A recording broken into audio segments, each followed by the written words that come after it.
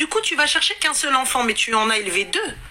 J'en ai élevé deux. Pourquoi est-ce que tu ne prenais pas les deux?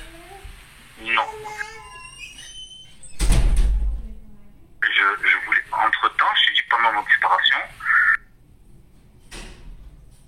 on se voyait, on se refréquentait, tu vois, je me tenais par rapport au premier, je restais un peu, il fait droit, hein, donc je restais. Tu vois, c'était un peu comme elle voulait, souffler le chaud et le froid. Il n'y a pas de souci. Ce qui s'est passé, c'est qu'elle m'a demandé de s'installer avec elle dans la région où elle était. Par amour, je l'ai fait parce qu'on a eu un deuxième enfant. Donc j'ai voulu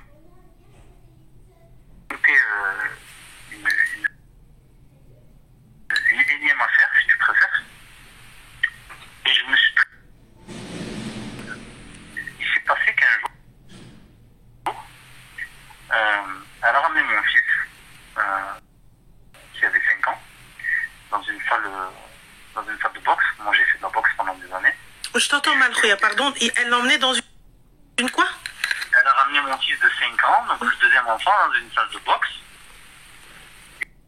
Et je lui ai toujours dit, je ne veux pas que mes enfants fassent de la boxe, parce que moi, j'ai fait de la boxe. Et je connais les risques qui peuvent se passer, tu vois. Quand on a été séparés définitivement, donc on se parlait plus, etc. Elle a ramené mon fils dans une salle de boxe, elle a ramené un gars qui s'est fait passer pour moi, comme étant le père. Donc elle a fait signer une licence pour mon fils, j'étais pas au courant. Et mon fils a eu un grave accident dans cette salle de boxe. Ça veut dire qu'elle est partie dans la salle de boxe avec une copine à elle qui a ramené son fils. Il y avait un cours d'initiation. Le cours, il a duré 1 heure. Au bout d'1 heure, elle aurait dû récupérer mon fils et partir, mais elle était avec sa copine, elle discutait, apparemment de ce que je sais, elle chatte avec des gars, etc. Parce que, comme on dit, les mamans et les copines et les gars étaient autour. Parce que l'accident, il arrivait 2 heures après le cours. Du coup, qu'est-ce qui s'est passé comme accident? C'est passé que mon fils, il a aidé son fils à pédaler sur un vélo de musculation. Mais ils ont pris un vélo qui était sur le côté, ils avaient mis des vestes et tout. Tu vois, le prof de musculation. Un accident. C'est très... Franchement, je te mens pas, en tant que papa, tu dois être horrifié. Et ça doit être un truc de fou malade, et je te comprends totalement, parce que moi, tu vois, je suis maman par substitution. Je suis pas maman, tu vois, voilà. Donc juste il vient, il a un bleu, il a un bobo, j'ai mal au cœur, ça me va pas, tu vois ce que tu veux. J'entends que juste une piqûre, c'est un truc de dingue pour un parent. Je l'entends, et je n'ose même pas me mettre à ta place. Mais c'est quelque chose qui est arrivé parce que c'est des enfants qui jouent et qui n'ont pas fait attention et qu'il n'y a pas eu une réelle surveillance. Donc là, effectivement, t'en veux à la maman, mais c'est un accident. C'est des enfants, il aurait pu jouer avec son vélo, et son copain, il fait pareil. Excuse-moi, je n'en veux pas pour ça, pas du tout. Ce qui s'est passé, c'est qu'après cet accident, en fait, elle m'a prévenu pratiquement 24 heures après. D'accord, ça c'est les aléas du divorce. Elle est mauvaise un petit peu, mais bon, vas-y, ok. Voilà, donc mon fils a un accident, il a 3 doigts coupés. Il l'amène en urgence à l'hôpital Mathieu-Mont à Marseille. L'accident, il s'est passé à Toulon. Ils dormaient en hélicoptère. Parce qu'ils ont essayé de greffer le drôme, ils n'ont pas pu. Parce qu'avec les maillons, le pédalier et tout, les os, ils étaient broyés. Donc ils n'ont pas pu le remettre. Elle m'a prévenu pratiquement 24 heures après, je ne le savais pas. D'accord? Et quand je suis allé voir mon fils à l'hôpital, je lui ai dit, mais explique-moi pourquoi tu me préviens 24 heures après. Mais j'avais plus de batterie. Je dis, comment ça, t'avais plus de batterie? Donc j'ai appelé le gars de la salle de sport, je suis allé le voir en personne. Je dis, écoute, moi j'ai rien contre toi, l'accident est arrivé chez toi. Je voulais savoir ce qui s'est passé, est-ce que tu as parlé avec elle? Bah enfin, on fait jouer les assurances et fini, en fait, je comprends pas. C'est quoi le... En fait, en vrai, quel est le souci, hormis le fait qu'elle t'a pas prévenu, Rouya? Va droit au but au lieu de appeler, tout ça, etc.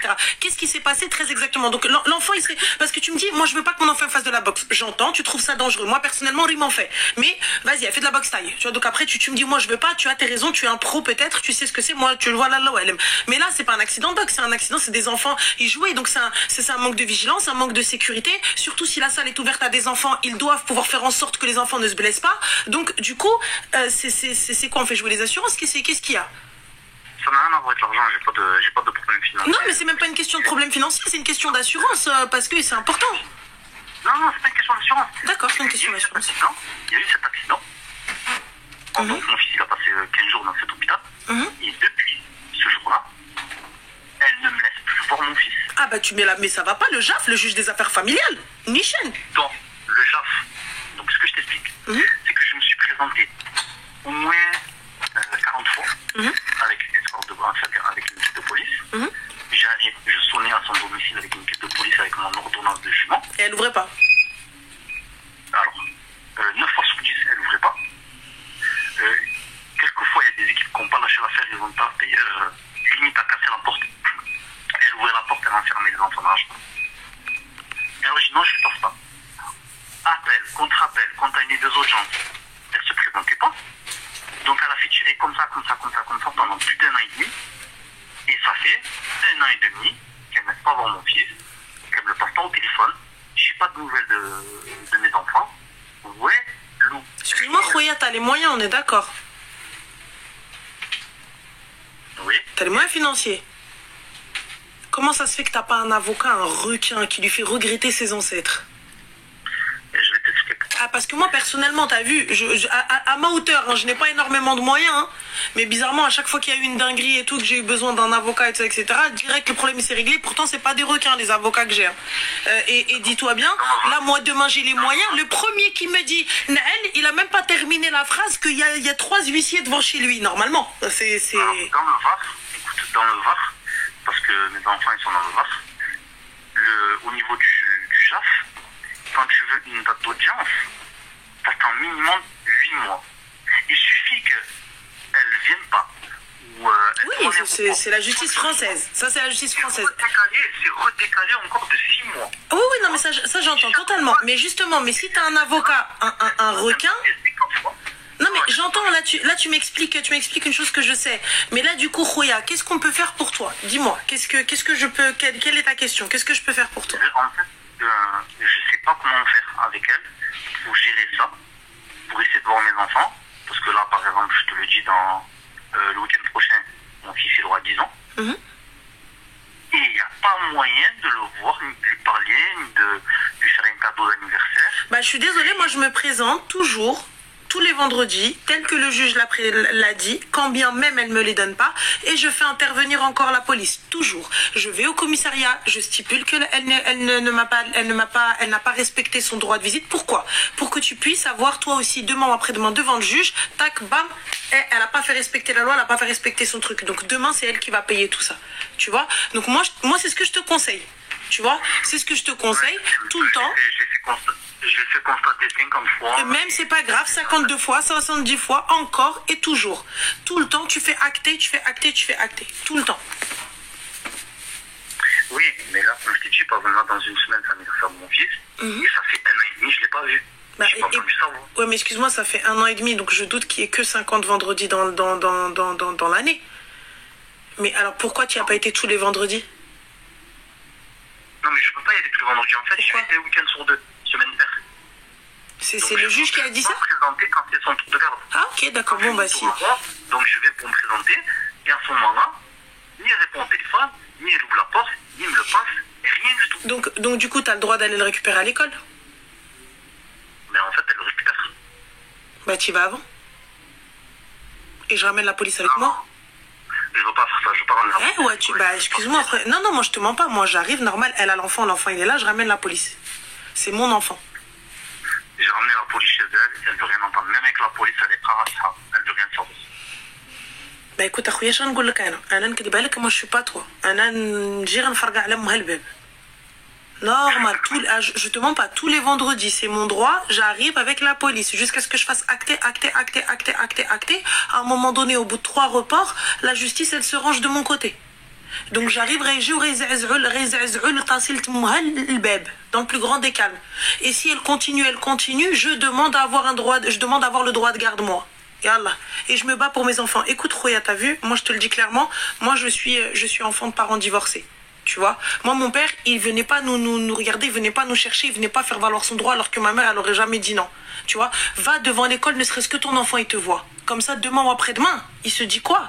Il se dit, Esmitou, bah, mon papa, il était devant l'école, il venait me voir. Même si maman, elle voulait pas, mon papa, il était là, il venait me voir. Va te battre pour ton gosse. Va te battre pour ton enfant.